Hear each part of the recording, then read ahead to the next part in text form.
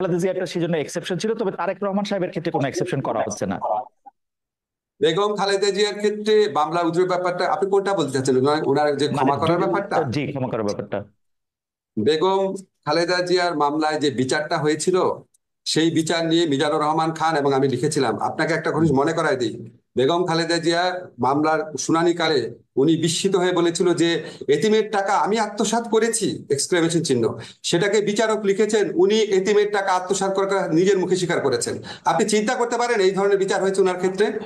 আরেকটা বলি আপনাকে, নিম্ন আদালত যে হাইকোর্ট যে সাজা দেয়, নিম্ন আদালত যে সাজা দেয়, সেটা আপনি কখনো শুনেছেন হাইকোর্ট বাড়িয়ে দেয়? হুম। হাইকোর্ট বাড়িয়ে দেয় আপনি শুনেছেন? এমনকি না। যারা জামাতে যেসব লিডারের শাস্তি হচ্ছে, সেই সমস্ত যুদ্ধ অপরাধীর ক্ষেত্রে দুই একটা ঘটনা ছাড়া বাংলাদেশের ইতিহাসে এই ঘটনা ঘটেছে। উনি শোনেন, পরে আমরা শুনলাম কি যেই বিচারক উনাকে জামিন দিয়েছিল দেখা উনার হাইকোর্টে অ্যাপিলেট ডিভিশনে এলিভেশন বন্ধ রেখেছিল, শাস্তি বাড়ানোর পর উনাকে এলিভেট করা হয়েছে। আপনি জানেন গত আমলে কিভাবে বিচার হয়েছে। উনার মতো নির্যাতিত মানুষ বাংলাদেশে কে আছে এই গত 15 বছরে? না, আর না, যারা সেটি মারা গেছে ওনাদের ওনাদের কথা বাদ দিয়ে আমি জীবিত যারা পলিটিক্যাল লিডার আছে, আমি আমি আমি আমি তো মনে করি উনার প্রতি, আমি উনি যে এত বছর জেলে ছিল, উনার প্রতি চরম অবিচার করা না, না, হয়েছে। আমি সিদ্ধান্ত নিয়ে প্রশ্ন তুলছি না, আমি মানে প্রক্রিয়াটা নিয়ে। আচ্ছা, পরবর্তী প্রসঙ্গে আসি প্রফেসর আসিফ নজরুল। যে আগের আমলে আপনি ঠিকই বলেছেন, আমরা আগের আমলে অদ্ভুত সব গায়েবী মামলা দেখেছি, কিন্তু এই অদ্ভুত মামলা হওয়ার প্রক্রিয়া কিন্তু এখনো বন্ধ করা নাই।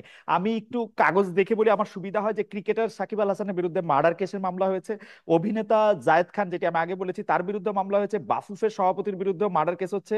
আগের সরকারের দুর্নীতিবাজ মন্ত্রী, যার বিরুদ্ধে হতে পারতো গুছানো সুন্দর একটি দুর্নীতির মামলা বা মানি লন্ডারিং এর মামলা, তা না করে ঢালাও ভাবে নিউ মার্কেটের একজন হকার হত্যা মামলাকে সবাই গ্রেফতার দেখানো হচ্ছে। এবং আদালতও সেই সব মামলায় কারো জামিন মঞ্জুর করছে না, ঢালাও ভাবে রিমান্ড দিয়ে যাচ্ছে। পার্থক্যটা তাহলে কোথায় হলো প্রফেসর আসিফ নজরুল? আচ্ছা, পার্থক্যটা আপনাকে বলি। ধরেন আপনি, আমার এতগুলো নাম তো মনে থাকবে না, দুইজনের নাম মনে আছে, সাকিব, জায়েদ খান। যখন কেউ মামলা করে, মামলা করাটা মানুষের অধিকার, বুঝছেন? ব্যক্তিগতভাবে একজন মামলা করে দিল, সেই এই মামলাগুলা পুলিশ করে নাই। পুলিশ যদি করে তাহলে আপনি বুঝবেন রাষ্ট্র জড়িত আছে। এই মামলাগুলা ব্যক্তিগতভাবে করা হচ্ছে, 1 নাম্বার। 2 নাম্বার হচ্ছে মামলার কারণে, এই যে আপনি সাকিব বলে জায়েদ খান বলেন, unless you are a directly involve political figure, এই উনাদের ক্ষেত্রে কি কোনো গ্রেফতারের ঘটনা ঘটেছে? গ্রেফতার ঘটনা ঘটে নাই। যখন মামলা কোনো মানুষ করে, আমরা বারবার বোঝানোর চেষ্টা করেছি। যখন আমরা পুলিশকে বলেছি মামলা যখন করছে, আপনারা একটু বোঝানোর চেষ্টা করেন না কেন যে এই মামলাতে আপনারা যাদের বিরুদ্ধে অভিযোগ আনছেন, তাদের কি আপনার সত্যি মানে বিশ্বাসযোগ্য কিনা অভিযোগটা? কারণ আমাদের যে আমাদের পিআরবি তে কিছু প্রভিশন আছে, হিয়ারসে ধরনের বা গুজব গুজব ধরনের মামলা হলে পুলিশ প্রাইমারি কথাগুলো জিজ্ঞেস করতে পারে।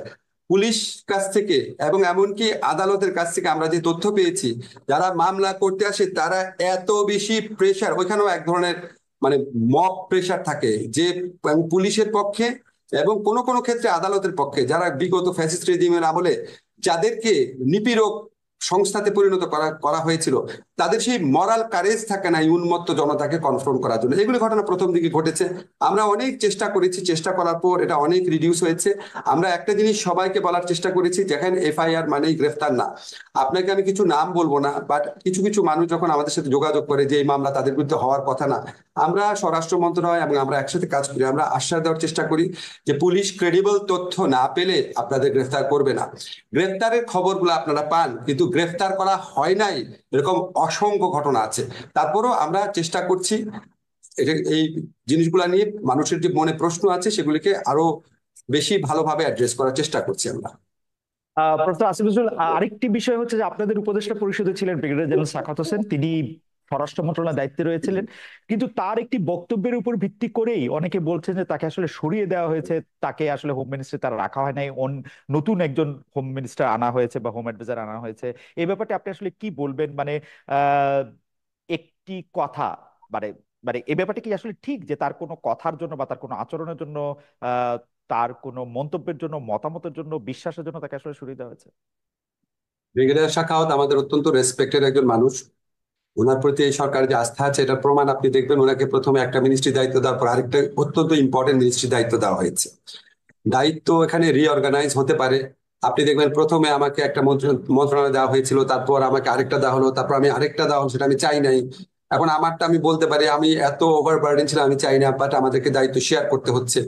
এটা আপনার স্বাভাবিক রিঅর্গানাইজেশন হিসাবে দেখতে পারেন। আর আনলেস এটা ব্রিগেডিয়ার শাখাওয়াতের সাথে প্রধান উপদেষ্টা কি কথা হয়েছে আমি জানি না। বাট আমি উনার সাথে কথা বলে আমার উনাকে একটু ক্ষুব্ধ মনে হয়নি এই ব্যাপারটা নিয়ে। কাজে এটা আপনার স্বাভাবিক রিঅর্গানাইজেশন হিসেবে দেখতে পারেন। আরেকটা ব্যাপার ধরেন, কেউ কেউ প্রশ্ন তুলছেন, ধরেন আমাদের যে জাহিদুর রহমান, উনি খুব একটা লজিক্যাল প্রশ্ন তুলছেন। আমার সাথে দেখা হয়েছিল কালকে, যে আমাদের এখানে মানে এত কম উপদেষ্টা কেন, এত দায়িত্ব আমরা কেন আরো উপদেষ্টা দিচ্ছি না। এটা আসলে হয়েছে কি, ধরেন গত তত্ত্বাবধায়ক সরকারগুলোর আমল থেকে ট্রেন দাঁড়িয়ে গেছে 10 জন 10 জন 10 জন, সেখানে আমাদের আছে 20 জন। কিন্তু আমাদের আবার এটাও বিবেচনা করা দরকার যে অন্য তত্ত্বাবধায়ক সরকারগুলো ছিল একদম অন্যরকম একটা পরিস্থিতি, এরকম বিপ্লব পরবর্তী পরিস্থিতি না। আমাদের বিপ্লব পরবর্তী পরিস্থিতিতে আমাদেরকে অনেক কিছু রিঅর্গানাইজ করতে হচ্ছে, 15 বছরের জঞ্জাল সাফ করতে হচ্ছে, মানুষের সংস্কারের আকাঙ্ক্ষাকে মানে প্রতিনিধিত্ব করতে হচ্ছে। হয়তো হয়তো আমাদের উপস্থিতের সংখ্যা বাড়ানোর প্রয়োজন আছে হয়তো। আচ্ছা, এই প্রশ্নে আমি একটু অন্যভাবে করি। শেখ হাসিনা সরকারের পতনের পর দল হিসেবে আওয়ামী লীগ আর মাঠে নাই। দল হিসেবে তাদের নিষিদ্ধ করা, বিচার করা, এসব দাবি করা হচ্ছে। আপনাদের একজন কলিগ দল গোছানোর কথা বলে তিনি তার দপ্তর খুইয়েছেন। আন্তর্জাতিক অপরাধ ট্রাইব্যুনাল সংশোধন করে এখন দল নিষিদ্ধের প্রস্তাব আপনারা রাখছেন। আপনাদের লক্ষ্য কি আওয়ামী লীগকে নিষিদ্ধ করা? আমি আপনাকে ক্লিয়ারলি বলি যে সংগঠনকে শাস্তি দেওয়ার যে বিধান, এটা আওয়ামী লীগ আমলে সংবিধান সংশোধন করে করা হয়েছিল। সংগঠনকে দায়ী করা যাবে, আপনি চেক করতে পারেন, সংগঠনকে দায়ী করা যাবে। এখন এখানে প্রস্তাব হিসেবে আসছে, আমরা যখন ড্রাফটটা করতে গেছি, আমরা ক্রস সেকশন অফ পিপলের সাথে কথা বলেছি, এটা কিন্তু ড্রাফট, একদমই ড্রাফট। আমরা এই যেহেতু কারো কারো অনেকের থেকে দাবিটা আসছে, তখন আমরা এটা আলোচনা টেবিলে তুলেছি। এখানে আপনার কেউ কেউ বলেছে যে আলোচনা আপনি হয়তো পুরোপুরি রিপোর্ট হয় নাই, কেউ কেউ এটার বিরোধিতা করেছে, অনেকে এটা সমর্থন জানিয়েছে। কেউ কেউ বলেছে 10 বছর না, চিরতরে নিষিদ্ধ করা উচিত। কেউ কেউ বলেছে না, নিষিদ্ধ করা উচিত না, শুধু নিবন্ধন বাদ করা উচিত। আমরা একদম প্রাইমারি স্টেজে আছি, কাউকে টার্গেট করে আমরা কিছু করছি না। তবে আমরা বিশ্বাস করি যারা আপনার গণহত্যা করেছে, যারা মানবতা বিরোধী অপরাধ করেছে, সেই সংগঠনের কিছুটা আপনার দায় মোচনের ব্যাপার আছে। সেটা কি ফর্মে হবে, সেটা অনেক আলাপ আলোচনার বিষয় আছে। প্রফেসর আসিফ নজরুল, আপনাকে একটু বলে রাখি, আমাদের প্রযোজকদের একটু বলি যে we need 10 more minutes because we started a bit late. So Asif ভাই, আপনি যদি আমাদেরকে 10 মিনিট একটু বেশি সময় দিতেন, এবং যে producers we have, please extend us for 10 minutes more because there are more questions that we need to ask the advisor.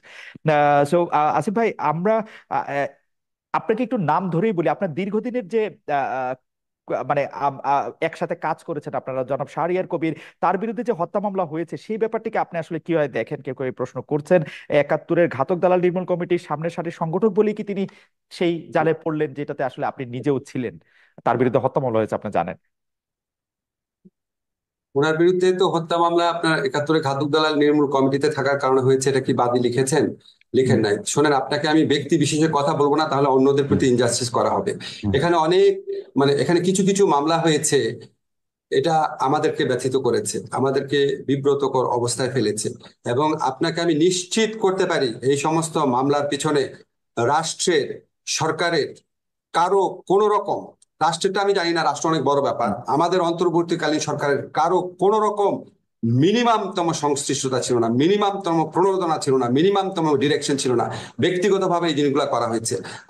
আমি ব্যক্তি স্পেসিফিক না ভাবে আপনাকে বলি, আমরা যখন দেখি একজন বৃদ্ধ মানুষকে, একজন বয়স্ক মানুষকে, বা একজন আপনার হুইল চেয়ার ব্যবহার করছে এরকম মানুষকে, বা একজন আপনার কম্পারেটিভলি অনেক পরিচ্ছন্ন ইমেজের মানুষকে, ধরেন আমি প্রফেসর মান্নানের কথা বলতে চাচ্ছি, ওনাদের বিরুদ্ধে যখন এরকম মামলা হয়, এটা তো কারো এনজয় করার কথা না, রাইট। এটা তো কারো ভালো কথা না। কিন্তু আপনি বিচারিক প্রক্রিয়ার মধ্যে দিয়ে যতটুকু পারা যায় সেখানে আপনি ওনাদেরকে। আচ্ছা, এটা যদি আমি বাংলাদেশের ক্ষেত্রে এইটাকে একটু বলি, যে আপনাদের গঠনতন্ত্রে ইসলাম প্রচার, ইসলামের দাওয়াত, ব্যক্তি জীবনে ইসলাম চর্চার বিষয়টা নিয়ে বারবার বলা হয়েছে। এক্ষেত্রে বাংলাদেশের অমুসলিম নাগরিকদের জন্য বা যারা ইসলাম বিশ্বাস করবে না তাদের জন্য জামাত ইসলামী রাজনীতি করার সুযোগটা আপনি কেমন দেখেন? আদৌ কোনো সুযোগ আছে কিনা? আমি পড়ছিলাম গঠনতন্ত্র, সেখানে আমি দেখতে পাচ্ছিলাম যে তারা সকল কিছু মেনে নিলে বড়জোর সহযোগী সদস্য হতে পারবেন। এটা বাংলাদেশের সংবিধানের সাথে সাংঘর্ষিক হবে না? বাংলাদেশের সংবিধান বলছে সবার জন্য অধিকার সমান হবে, কিন্তু আপনারা বলছেন যে মানে তারা আসলে একটা নির্দিষ্ট পর্যায় পর্যন্ত শুধু যেতে পারবে। এইটাকে আপনি একটু সাংঘর্ষিক মনে করেন? এটা এটা এটা আপনার একটা ভাইটাল কোয়েশ্চেন, অবশ্যই গুরুত্বপূর্ণ প্রশ্ন। দেখেন, আমরা তো কাউকে ইম্পোজ করব না, আমাদের আদর্শটা গ্রহণ করতে এবং দলে আসতে আমরা ইম্পোজ করব না, কিন্তু দলের দরজা তাদের জন্য বন্ধ করা যাবে, আমরা দরজা খোলা রেখেছি। প্রয়োজনে গঠনতন্ত্র তো আল্লাহর কোরআন না, কোরআনের আলোকে রচিত। কোরআন পরিবর্তন করা যায় না, কিন্তু গঠনতন্ত্র পরিবর্তন করা যায়। আমাদের গঠনতন্ত্রের দেখেন যে 22-23তম সংস্করণ পর্যন্ত হয়তো আছে, আপনি পাবেন। রাইট। তার মানে কি? তার মানে হলো আগের যে জিনিসটা আমরা মনে করেছি পরিবর্তন করা দরকার, মূলনীতি ঠিক রেখে যুগের চাহিদাকে অ্যাড্রেস করা দরকার, সেটা আমরা করেছি। হবে, সবগুলাই হবে, অ্যাকোমোডেশন হবে, কোনো সমস্যা হবে না ইনশাআল্লাহ। এই এই প্রসঙ্গে প্রশ্নটা করে ফেলি যে আমরা আপনাদের গঠনতন্ত্রে যেরকম পড়তে পারছি যে 33 ভাগ 2020 সালের মধ্যে নারী সদস্য সম্পৃক্ত হওয়ার কথা, সেটা হয়েছে কিনা, নারী নেতৃত্বের দিক বিবেচনা করলে নারীরা জামায়াতের কোন পদ পর্যন্ত যেতে পারবেন, এটি 1 নম্বর প্রশ্ন। 2 নম্বর প্রশ্ন হচ্ছে জামাতের গঠনতন্ত্রে একটা বড় পরিবর্তন এসেছিল কিন্তু আসলে নির্বাচন কমিশনের নির্দেশে, আপনারা তখন এটা খুব খুশি মনে পরিবর্তন করেছেন, সেটা না কিন্তু এটা করেছেন। এই প্রসঙ্গে আপনি একটু কি বলবেন? দুটি প্রশ্ন। আসলে আমরা যেটাই নারী করি নেতৃত্ব। আমরা ডেমোক্রেটিক ওয়েতে করি, আলাপ আলোচনা করেই করেছি, আমরা একমত হয়ে করেছি। 2 নম্বর হচ্ছে নারী মানে কোটার প্রপোর্শনের যে বিষয়টা বলেছেন, আমরা 33 না, আলহামদুলিল্লাহ এখন নারীদের প্রপোর্শন হচ্ছে 44% আমাদের সংগঠন, এবং তারা আমাদের কেন্দ্রীয় সুরায় আছেন, কর্ম পরিষদে আছেন, সব জায়গায় তারা আছে। আচ্ছা, একটি গ্রহণযোগ্য নির্বাচন অন্তর্বর্তী সরকারে করতে হবে। একটি জনপ্রিয় প্রশ্ন এরকম যে আপনারা আওয়ামী লীগকে নির্বাচনে অংশ নিতে দেওয়ার পক্ষে নাকি বিপক্ষে? আওয়ামী লীগ আপনাদের কোনো রাজনৈতিক স্পেস না নিলেও আপনি আওয়ামী লীগের নাম উল্লেখ না করে কোনো ধরনের জুলুম না করার কথা ঘোষণা দিয়েছেন। অনেকে বলেছেন যে এই ঘোষণা না দেওয়ার কে আপনি, এই প্রসঙ্গেও যদি একটু আপনি বলেন। না, এই ঘোষণা দেওয়ার কে প্রশ্ন করেছে? জি। আসলে আমি আওয়ামী লীগের নাম নেই নাই, আর আওয়ামী লীগকেও আমি ইন্ডিকেট করি। শুধু আওয়ামী লীগ আমাদের উপরে জুলুম করে নাই, আরো অনেক পক্ষ আমাদের উপরে জুলুম করেছে। দল হিসাবে আমাদের উপরে যে জুলুমটা করা হয়েছে, যেমন ধরেন আমাদের নিবন্ধন কেড়ে নেওয়া হয়েছে, আমাদের প্রতীক কেড়ে নেওয়া হয়েছে, আমাদের অফিসগুলা সিলগালা করা হয়েছে, আমাদের শেষ পর্যন্ত তারা দিশাহারা হয়ে আমাদেরকে নিষিদ্ধ ঘোষণা করেছে। এই যে কাজগুলা দলের উপরে যে জুলুম করেছে, আমরা বলছি যে এটা প্রতিশোধ আমরা নেব। কারণ প্রতিহিংসার জন্ম নেই, আর প্রতিশোধ যখনই নিতে যাব তখন আইন হাতে তুলে নেওয়া হয়। আমরা আইন হাতে নেওয়ার ব্যাপারে আমরা বিশ্বাসী না। কিন্তু সাথে সাথে এই কথাটা আমরা বলেছি যে ভিকটিম এবং ভিকটিম ফ্যামিলি যদি আইনের আশ্রয় নেয়, এটা তাদের রাইট, ন্যায় বিচার পাওয়া, তাহলে আমরা তাদেরকে সর্বাত্মক সহযোগিতা করবো। আমরা স্ট্যান্ড থেকে সরিনি, আমাদের স্ট্যান্ড আছে। এখানে আওয়ামী লীগের নামও নেওয়া হয়নি, আওয়ামী লীগকে ইন্ডিকেটও করা হয়নি, এটা ছিল একটা সামগ্রিক বক্তব্য। আমার এই বক্তব্যটাকে টুইস্ট করা হয়েছে যে জামাতের আমির আওয়ামী লীগকে ক্ষমা করে দিয়েছেন এবং সাধারণ ক্ষমা ঘোষণা করেছেন। প্রথমটা তো নাই, দ্বিতীয়টা করার আমি কে? একটা রাষ্ট্রের সাধারণ ঘোষণা করার একমাত্র ব্যক্তি হচ্ছেন রাষ্ট্রপ্রধান, যিনি অর্থাৎ প্রেসিডেন্ট। তিনি ছাড়া প্রধানমন্ত্রী এটা পারে না, আর কেউই পারে না। আমি কে এটা করার? আমার তো কোনো অধিকার নাই।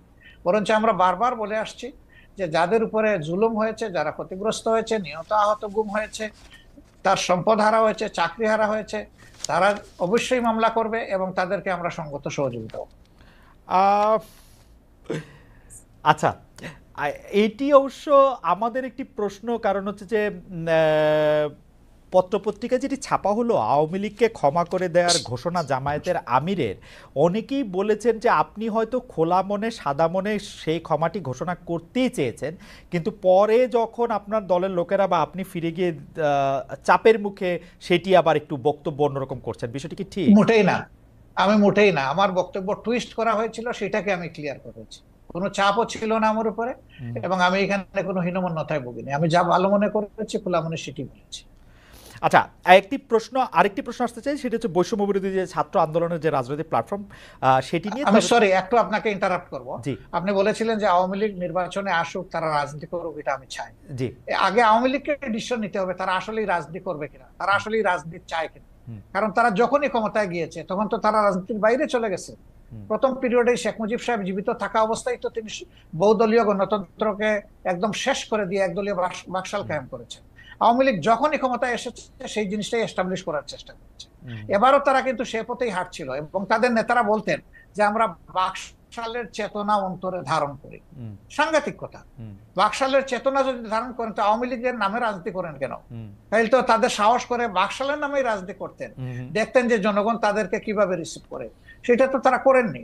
এই জন্য আওয়ামী লীগ আদৌ রাজনীতি করবে নাকি ফ্যাসিজম করবে, আগে আওয়ামী লীগ ডিসিশন নেয়। আচ্ছা, এই প্রসঙ্গে আমি একটু জানতে চাই, 96 সালে যখন বিএনপির বিরুদ্ধে আপনারা তত্ত্বাবধায়ক সরকার কায়েম করার জন্য আন্দোলন করছিলেন, তখন কি আওয়ামী লীগের সাথে আপনারা যুথবদ্ধ হয়ে রাজনীতি করেছিলেন? না, না, আমরা কোনো জোট গঠন করিনি।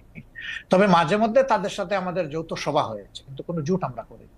আর সেই ইস্যুটাও দেখেন, সেটা ছিল কেয়ারটেকারের ইস্যু। না, এটা ইস্যু ছিল যাই অধ্যাপক থাক, গোলাম ইস্যু আজম যাই সাহেবের থাক, দেওয়া একটা আগামীতে যদি আরো একটি মানে যৌক্তিক ইস্যু আপনাদের সামনে আসে, আপনারা আওয়ামী লীগকে সাথে নিয়ে এরকম করবেন কিনা? না, আমরা আওয়ামী লীগকে সাথে নেইনি। আওয়ামী লীগ আমাদের আপনাদের ইস্যুতে এসে পরে শরিক হয়েছে, এবং শরিক হইতে গিয়ে তারা আমাদের ইস্যু হাইজ্যাক করতে চাইলেন। হুম স্বয়ং শেখ হাসিনা বলে ফেললেন যে এটা তার মানুষ, মানে তার ব্রেইনের হুম প্রোডাক্ট, হুম ব্রেইন চাইল্ড এই হুম কেয়ারটেকার সরকার। মানুষ হাসলো এটা নিয়ে, যে এর 2 বছর আগে জামাত ইসলামের পক্ষ থেকে Abbas Ali Khan on behalf of professor Golam Azam, তিনি কিন্তু এই কেয়ারটেকারের ফর্মুলা জাতির সামনে উত্থাপন করেছিলেন একটা জনসভার মাধ্যমে। ওকে। আওয়ামী লীগ 2 বছর পরে এসে বলে যে এটা তাদের আবিষ্কার।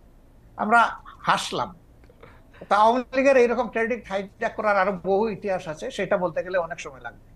আমরা দর্শকদের যে প্রশ্ন করেছিলাম সেটি আসলে আপনি এখন মিস ইন্টারপ্রিটেশন বলছেন, সেই মিস ইন্টারপ্রিটেশন থেকে আমরা দর্শকদের কাছে প্রশ্ন করেছিলাম যে আওয়ামী লীগ সরকারের জুলুম সম্প্রতি দল হিসাবে ক্ষমা করার ঘোষণা দিয়েছে বাংলাদেশ জামাতে ইসলামী, জামায়াতের অবস্থান সঠিক বলে মনে করেন কিনা?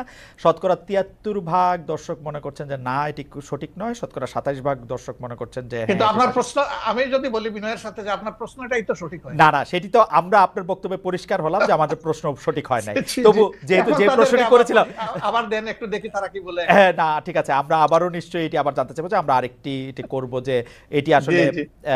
এটি আসলে উনার বক্তব্য নয়, বা উনার বক্তব্যকে একটু মোচড় দেওয়া হয়েছে, যেটি ডক্টর শফিকুর রহমান একটু না, ভালোই ভালোই মোচড় দেওয়া হয়েছে, একটু না।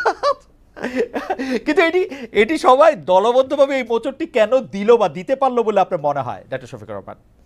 আমাদেরকে সবাই খুব ভালোবাসে, তো এই জন্য আমাদের নিয়ে কসলাইতেও ভালোবাসে। আপনাদের সবাইকে ভালোবাসা, কসলাইতেও ভালোবাসা। আচ্ছা, এটি একটু জানতে চাইবো যে আপনার কাছে, যে বৈষম্য বিরোধী ছাত্র আন্দোলন রাজনৈতিক প্ল্যাটফর্ম জাতীয় নাগরিক কমিটি গঠন করেছে। আপনি জানেন যে সমন্বয়কেরা জেলায় জেলায় মত বিনিময় সভা করছেন, তারা রাজনৈতিক দল প্রতিষ্ঠার দিকেই যাচ্ছেন বলে মনে হচ্ছে। বিএনপি এর মধ্যে বিষয়টি স্পষ্ট করেছে যে তারা এটি ভালোভাবে দেখছে না। আপনাদের দল কিভাবে দেখছে? আসলে তারা এখনো বলে নাই যে তারা দল গঠন করবে। একবার বলেছিল 2 মাসের মাঝে একটা দল গঠন করবে। হুম পরবর্তী পর্যায়ে তাদের সমন্বয়করা আবার বলেছে যে না, এরকম কোনো সিদ্ধান্ত আমরা নেইনি। হুম আর নাগরিক কমিটি গঠনের ব্যাপারে তারা উদ্দেশ্য বলেছে যে আমরা এটা কোনো দল নয়, কোনো রাজনীতির প্ল্যাটফর্ম নয়, বরঞ্চ সরকারকে বিভিন্ন দিক থেকে আমরা একটা প্রেসার গ্রুপ হিসাবে কাজ করব, যাতে কোনো সরকার ডাইনেভাবে ডেভিয়েট হতে না পারে। আচ্ছা, তারা যদি এতটুকুতে থাকে তাইলে আমার কোনো মন্তব্য নাই। আপনি যদিও বলেছেন, কিন্তু আপনাকে পেলাম বলে এই প্রশ্ন করেই রাখি, বাংলাদেশের জাতীয় সঙ্গীত নিয়ে আপনার অবস্থান কি, বা আপনি কি মনে করেন, কি মনে করছেন থাকা উচিত, থাকা উচিত একেবারেই না? স্পষ্ট। জি আপনার এই সময় একটা প্রশ্ন এসেছে বলে নিশ্চয়ই আপনি এই প্রশ্ন করছেন। জি।